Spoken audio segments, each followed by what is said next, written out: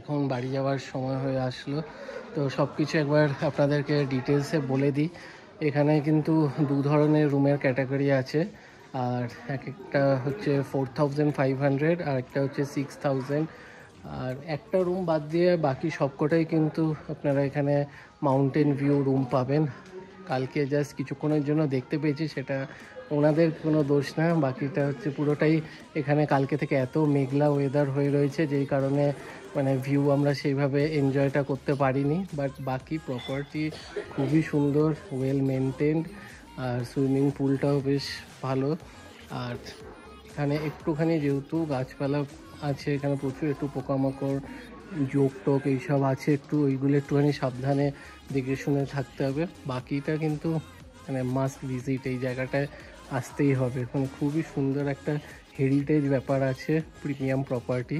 তো যাওয়ার আগে একবার শেষবারের মতো আপনাদেরকে একটুখানি ভিউটা দেখিয়ে দিই।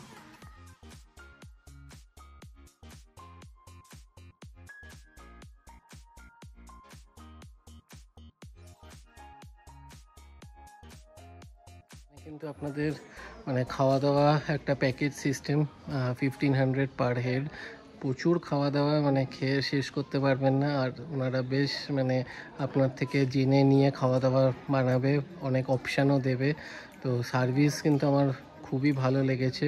তো সবাই একবার আসুন, এখানে কিন্তু মানে দারুণ লাগবে।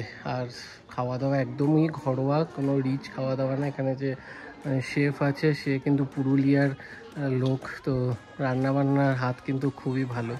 তো চলুন ভিডিওটা এখানেই এন্ড করব, আবার দেখা হবে নতুন ভিডিওতে। আমরা এখান থেকে বেরিয়ে এখন কিছু সাইট সিন করবো, করে আমরা চলে যাবো শিলিগুড়িতে। তো সেখানেও একটা ভালো প্রপার্টি আপনাদেরকে দেখাবো। তো চলুন, টাটা বাই বাই।